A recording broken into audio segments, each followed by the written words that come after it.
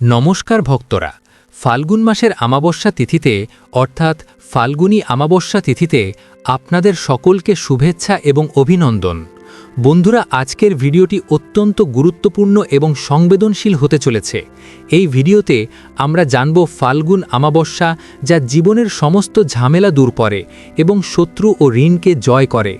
এটি 2026 সালে কোন দিনে পড়ছে, 16ই ফেব্রুয়ারি নাকি 17ই ফেব্রুয়ারি? কারণ আমাবস্যা তিথি নিয়ে মানুষের মধ্যে যথেষ্ট বিভ্রান্তি রয়েছে। আরও একটি বিষয় হল, এই দিনে একটি তীব্র সূর্যগ্রহণের ছায়াও রয়েছে। হ্যাঁ ভক্তবৃন্দ, এই আমাবস্যা তিথি মঙ্গলবার পড়ছে, যাকে শাস্ত্রে ফাল্গুনী আমাবস্যা বলা হয়েছে। তাছাড়া বছরের প্রথম সূর্যগ্রহণও এই দিনেই ঘটতে চলেছে। ফলস্বরূপ মানুষ ভীত এবং কৌতূহলী উভয়েই। এই গ্রহণ কি ভারতে দেখা যাবে? এটি কি শুভ কাল হিসেবে পালন করা হবে? গর্ভবতী মা এবং বোনদের গ্রহণের সময় কি সতর্কতা অবলম্বন করা উচিত? এই দিনে কি প্রার্থনা, স্নান, দান করা যেতে পারে? এই সমস্ত প্রশ্নের উত্তর আপনি এই ভিডিওতে জানতে পারবেন। অতএব ভক্তরা, আমি আপনাদের অনুরোধ করছি যে আপনি তাড়াহুড়ো না করে এই গুরুত্বপূর্ণ ভিডিওটি শুরু থেকে শেষ পর্যন্ত দেখার জন্য কিছুটা সময় নিন। এটি অবশ্যই আপনার সমস্ত বিভ্রান্তি দূর করবে। ভক্তরা ধর্মীয় বিশ্বাস অনুসারে যখন আমাবস্যা তিথিতে গ্রহণ হয়, তখন সেই দিনটি তান্ত্রিক আচার এবং পূর্বপুরুষের আচার অনুষ্ঠানের জন্য অত্যন্ত শুভ বলে বিবেচিত হয়।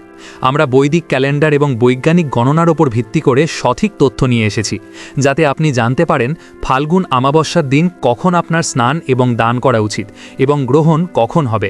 আমরা এই মহান কাকতালীয় সময়ে পূর্বপুরুষদের কিভাবে সন্তুষ্ট করবেন তাও শিখব। উপবাস এবং গ্রহণের সময় আপনার কি নিয়ম মেনে চলা উচিত। মামলা, ঋণ বা শত্রুদের কাটিয়ে উঠতে ইচ্ছুক ভক্তদের জন্য আমরা একটি বিশেষ প্রতিকার নিয়ে এসেছি। তাছাড়া আমরা আলোচনা করব এই ফাল্গুন মাসের আমাবস্যা তিথি এবং গ্রহণকালে কোন জিনিস দান করা উচিত এবং এই দিনে কোন জিনিস এড়ানো উচিত, কারণ এটি শিশু বা পরিবারের উপর প্রভাব ফেলতে পারে। আমরা গর্ভবতী মহিলাদের জন্য শাস্ত্রে নির্ধারিত বিশেষ নিয়ম সম্পর্কেও জানব। তাই অনুগ্রহ করে বন্ধুরা, ভিডিওটি শুরু থেকে শেষ পর্যন্ত দ্বিধা ছাড়াই দেখুন। যদিও হিন্দু পঞ্জিকা অনুসারে প্রতি মাসে একটি আমাবস্যা তিথি আসে, তবুও শাস্ত্রে ফাল্গুন মাসের এই আমাবস্যা তিথির তাৎপর্য অসাধারণ বলে বর্ণনা করা হয়েছে। গরুড় পুরাণ এবং মৎস্য পুরাণ অনুসারে ফাল্গুন মাসের আমাবস্যা তিথিতে স্নান এবং দান করলে পূর্বপুরুষদের আশীর্বাদ পাওয়া যায়। তবে এই বছর 2026 17ই ফেব্রুয়ারি সূর্যগ্রহণের কারণে এর তাৎপর্য হাজার গুণ বৃদ্ধি পেয়েছে। জ্যোতিষশাস্ত্র অনুসারে যখন মঙ্গলবার একটি আমাবস্যা তিথি পড়ে এবং একটি সূর্যগ্রহণ মিলে যায়, তখন এটি শত্রুদের ধ্বংস এবং ঋণ থেকে মুক্তির একটি সুবর্ণ সুযোগ। যে এই দিনে শৃঙ্খলা ও সংযম পালন করে, সে পূর্বপুরুষদের অভিশাপ এবং শনিদোষ থেকে মুক্তি পায়। তবে গ্রহণের কথা উল্লেখ করলেই ভয় আসে। বন্ধুরা, শাস্ত্র অনুসারে ফাল্গুন মাসের আমাবস্যা তিথি নেতিবাচক শক্তিকে তাড়ানোর দিন। আবার মঙ্গলবার ভগবান হনুমানের তিথি। যদি কেউ এই দিনে তাদের পূর্বপুরুষদের জন্য তর্পণ, নৈবেদ্য এবং হনুমান চল্লিশা পাঠ করেন, তিনি পৃথিবীর সবথেকে গুরুত্বপূর্ণ সংকট থেকেও মুক্তি পান। এবার আসুন সঠিক তারিখ এবং শুভ সময় নিয়ে আলোচনা করি। বৈদিক ক্যালেন্ডার অনুসারে ফাল্গুন আমাবস্যা তিথি 16ই ফেব্রুয়ারি সন্ধে 6:45 শুরু হবে এবং 17ই ফেব্রুয়ারি বিকেল 4:10 শেষ হবে। হিন্দু ধর্মে উদয় তিথিকে প্রধান তিথি হিসেবে বিবেচনা করা হয়। অতএব ফাল্গুন আমাবস্যা 17ই ফেব্রুয়ারি মঙ্গলবার পালিত হবে। ভারতীয় সময় অনুযায়ী এই দিনে দুপুর 12টা থেকে সন্ধ্যা পর্যন্ত একটি সূর্যগ্রহণ ঘটবে। তবে ভারতে এটি দৃশ্যমান হবে না। অতএব আপনি সকাল থেকে দুপুর পর্যন্ত নির্ভয়ে স্নান, দান এবং পূর্বপুরুষদের আচার অনুষ্ঠান করতে পারেন। এখন ভক্তরা, আমাবস্যা এবং গ্রহণের নিয়ম সম্পর্কে জানা, খাদ্যাভ্যাস এবং আচরণের সংযম অত্যন্ত গুরুত্বপূর্ণ। ধর্মীয় গ্রন্থগুলিতে স্পষ্টভাবে বলা হয়েছে যে আমাবস্যা এবং গ্রহণের দিনটি অত্যন্ত সংবেদনশীল। স্কন্ধ পুরাণে বলা হয়েছে যে আমাবস্যায় মাংস এবং মদ্যপান করা মহাপাপ। এই দিনে নেতিবাচক এবং অশারীরিক শক্তির প্রাধান্য রয়েছে। অতএব আপনি উপোস করুন বা না করুন, তবে রসুন, পেঁয়াজ বা মদ্যপান এড়িয়ে চলুন। ফাল্গুন আমাবস্যার দিন বাড়িতে ঝামেলা এড়িয়ে চলুন এবং কোনো নির্জন স্থানে যাওয়া এড়িয়ে চলুন। এই আমাবস্যার মূল নীতি হল পূর্বপুরুষদের শান্তি। এই দিনে ভগবান বিষ্ণু, ভগবান শিব এবং পিপল গাছকে জল অর্পণ করা অত্যন্ত পুণ্যের কাজ বলে মনে করা হয়। শাস্ত্রে বলা হয়েছে যে গ্রহণ দৃশ্যমান না হলেও বায়ুমণ্ডলে বিশেষ শক্তি থাকে। তাই এই দিনে কালো তিল, লোহার জিনিস এবং তেল দান করা উচিত। এতে শনি এবং রাহু উভয়কেই শান্ত করে। গর্ভবতী মহিলাদের জন্য বিশেষ নিয়ম। যেহেতু গ্রহণ ভারতে দৃশ্যমান হয় না, তাই আতঙ্কিত হবার কোনো প্রয়োজন নেই। তবে আমাদের সমাজের প্রবীণরা সাবধানতার পরামর্শ দেন। অতএব গর্ভবতী মহিলাদের দুপুরের সময় ঘর থেকে বেরোনো এড়িয়ে চলা উচিত। কাঁচি, সূঁচ এবং ছুরির মতো ধারালো জিনিস এড়িয়ে চলুন। সেলাই এবং সূচি কর্ম এড়িয়ে চলুন। এর বদলে বাড়িতে বসে ওম নমো ভাগবতে বাসুদেবায় মন্ত্র জপ করা যেতে পারে। গ্রহণ শেষ হবার পরে সন্ধ্যায় স্নান করুন। এটি অনাগত সন্তানের ওপর প্রতিকূল প্রভাব দূর করবে। এবার আচারটি নিয়ে আলোচনা করা যাক। 17 ফেব্রুয়ারি মঙ্গলবার ভগবান বিষ্ণু, হনুমান এবং আপনার পূর্বপুরুষদের পুজো করা উচিত। প্রথমে সূর্যোদয়ের আগে ঘুম থেকে ওঠার চেষ্টা করুন। ঘুম থেকে ওঠার পর প্রথমে কোনো গঙ্গাতে স্নান করুন, বা গঙ্গায় না যেতে পারলে বাড়িতেই স্নানের জলে সামান্য গঙ্গা জল ও কালো তিল মিশিয়ে স্নান করুন। তারপর মন্দির পরিষ্কার করুন এবং সূর্য দেবতাকে জল অর্পণ করুন। আর মনে মনে প্রার্থনা করে বলুন যে, প্রভু, আজ আমাবস্যায় আমি আমার পরিবারের সুখ ও শান্তি এবং পূর্বপুরুষদের মুক্তির জন্য এই পুজো করছি। এরপর হনুমানজির সামনে ঘি দিয়ে একটি প্রদীপ জ্বালান এবং হনুমানজিকে সিঁদুর অর্পণ করুন। তারপর দক্ষিণ দিকে মুখ করে জলে কালো তিল এবং সাদা ফুল দিয়ে পূর্বপুরুষদের জন্য তর্পণ করা উচিত। একটি পিপল গাছে জল অর্পণ করুন এবং 7 বার প্রদক্ষিণ করুন। পুজোর সময় হনুমানজিকে গুড়, ছোলা এবং তুলসী ছাড়াই পূর্বপুরুষদের ক্ষীর অর্পণ করুন। এরপরে সেখানে বসে হনুমান চল্লিশা পাঠ করুন। বন্ধুরা, ভিডিওটি যদি ভালো লাগে অবশ্যই একটি লাইক করে দিন। আপনার একটা লাইক আমাদের নতুন ভিডিও বানাতে উৎসাহিত করে। আর কমেন্টে ভক্তির সঙ্গে লিখুন জয় হনুমান বা জয় বাজরাংবালী। আমাদের খুব ভালো লাগে যখন আপনি আমাদের ভিডিওতে লাইক করেন ও কমেন্ট করেন। এরপর আসা যাক সবথেকে গুরুত্বপূর্ণ বিষয়, এই দিন কোন কোন কাজ এড়িয়ে চলা উচিত। প্রথমত, এই দিনের মূল কথা হলো পবিত্রতা। অতএব এই দিনে যে কোনো ধরনের রাগ এবং নারীর সাথে যে কোনো সম্পর্ক সম্পূর্ণরূপে নিষিদ্ধ বলে মনে করা হয়। আমাবস্যার তিথিতে চুল এবং নখ কাটা উচিত নয়, পুরুষদের কামানো উচিত নয়, মাথা ছাড়া শরীরের অন্য কোথাও তেল মালিশ করাও এড়িয়ে চলা উচিত। শাস্ত্রে আরও বলা হয়েছে যে এই দিনে অন্য কারুর বাড়ি খাবার খেলে তোমার পূর্ণ নষ্ট হয়। এই দিনে ঘর সম্পূর্ণ পরিষ্কার রাখুন। মাকড়সার জাল এবং অন্যান্য নোংরা দূর করুন, কারণ রাহু নোংরামিতে বাস করে। এই দিনে বৃদ্ধ এবং ব্রাহ্মণদের সম্মান করুন। আমাবস্যার তিথিতে কোনো দরিদ্র ব্যক্তি, ভিক্ষুক বা পশুকে অপমান করবেন না বা তাড়িয়ে দেবেন না। এই আমাবস্যার তিথি মঙ্গলবার পরে, যা ভৌমবতী নামে পরিচিত। যদি আপনি মনে অহংকার নিয়ে দান করেন তাহলে এর সুফল পাবেন না। সন্ধ্যার পরে যখন গ্রহণ ছেড়ে যাবে, শাস্ত্র অনুসারে সময় অতিবাহিত হওয়ার পরে আবার স্নান করুন অথবা হাত পা ধুয়ে পরিষ্কার পোশাক পরুন। ভগবানকে অন্ন উৎসর্গ করুন। তারপর কোনো ব্রাহ্মণ বা অভাবীকে অন্ন দান করুন। আর আপনার সামর্থ্য অনুযায়ী শস্য, বস্ত্র, ডাল ইত্যাদি অর্পণ করুন। এরপর নিজে সাত্ত্বিক আহার গ্রহণ করুন। মনে রাখবেন, আমাবস্যায় করা দান কখনো বিফলে যায় না। পূর্বপুরুষদের আশীর্বাদ হিসেবে তা 100 গুণ ফেরত দেওয়া হয়। ফাল্গুন মাসের আমাবস্যা অত্যন্ত পবিত্র এবং শত্রুদের বিনাশ করতে সক্ষম হয় বলে বিবেচিত। শাস্ত্রে বলা হয়েছে যে এই দিন ভগবান হনুমানের পুজো এবং পূর্বপুরুষদের কাছে প্রার্থনা করলে কেবল এই পৃথিবীতে সুখ, শান্তি এবং সমৃদ্ধি আসে না, বরং প্রতিটি প্রচেষ্টায় সাফল্য আসে। এই আমাবস্যা বিশেষ করে অগ্রগতির বাধাগুলোকে দূর করে, যাকে প্রায়শই পিতৃদোষ বা মঙ্গল দোষ বলা হয় যে যারা ভক্তি এবং নিয়মিতভাবে এই আমাবস্যা পালন করে তারা স্বয়ংক্রিয়ভাবে কুদৃষ্টি, নেতিবাচক শক্তি এবং শত্রুদের প্রভাব থেকে মুক্ত হন। প্রাচীনকালের একটি গল্প আছে। একসময় এক মহাজন থাকতেন।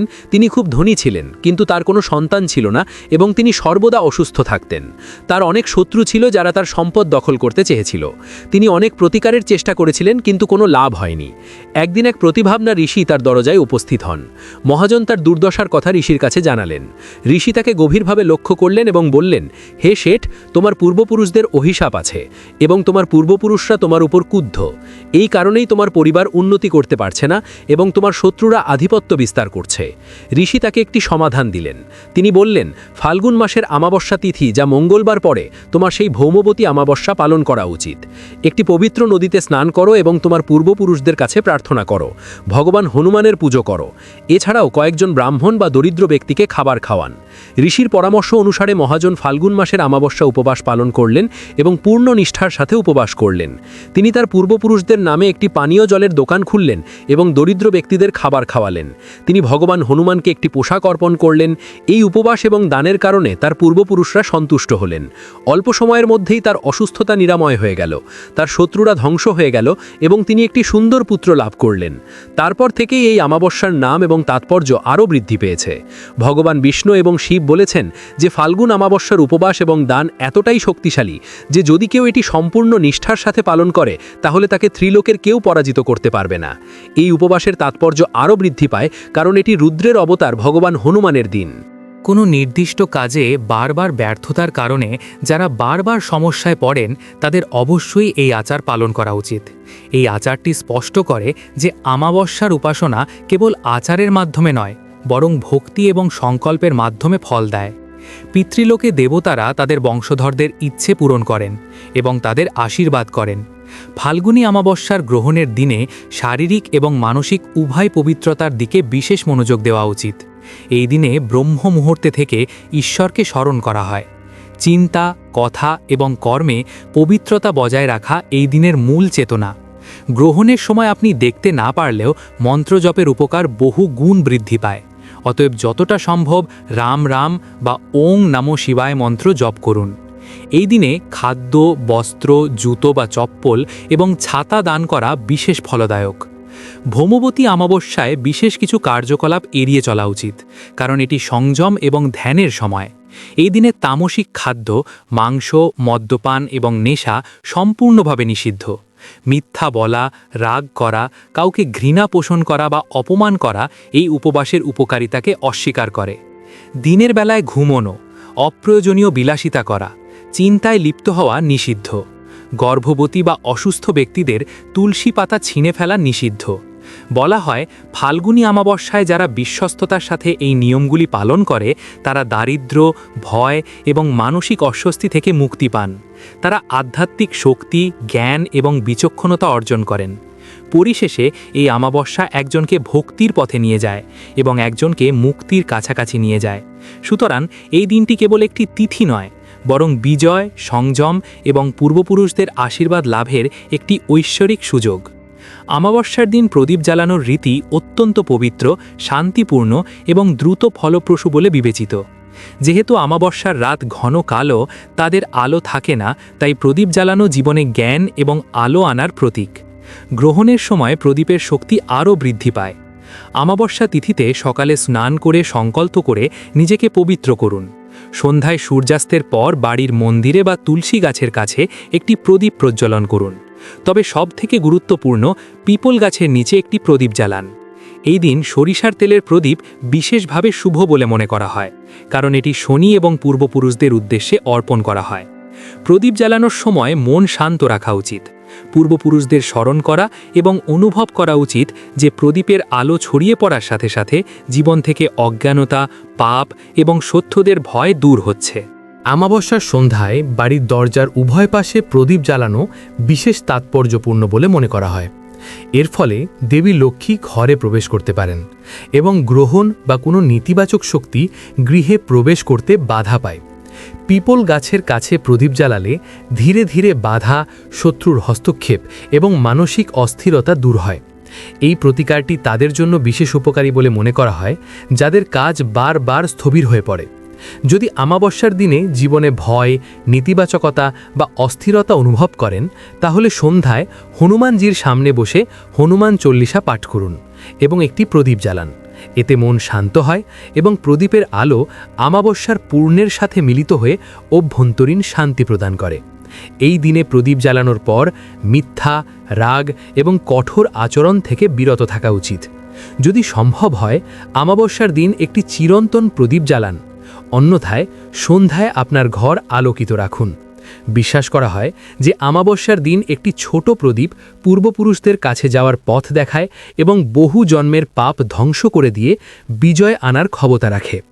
এই প্রতিকারটি সহজ বলে মনে হলেও এর প্রভাব দীর্ঘস্থায়ী। ফাল্গুন অমাবস্যায় প্রদীপ জ্বালানো কেবল একটি নিয়ম নয়, বরং আত্মশুদ্ধি, পূর্বপুরুষদের ওপর ভক্তি এবং ভগবান হনুমানের আশীর্বাদের একটি শান্তিপূর্ণ ও ঐশ্বরিক উপায়। প্রিয় বন্ধুরা, ভিডিওটি দেখে যদি ভালো লাগে এবং উপকৃত হয়ে থাকেন তাহলে অবশ্যই একটি লাইক করবেন এবং আমাদের চ্যানেলটি সাবস্ক্রাইব করে পাশে থাকা বেল বাটনটি অন করে রাখবেন। এতে আমরা নতুন ভিডিও বানানোর জন্য অনুপ্রেরণা পাই। আমার সকল দর্শক বন্ধুদের ওপর ভগবানের কৃপা বর্ষিত হোক। ধন্যবাদ।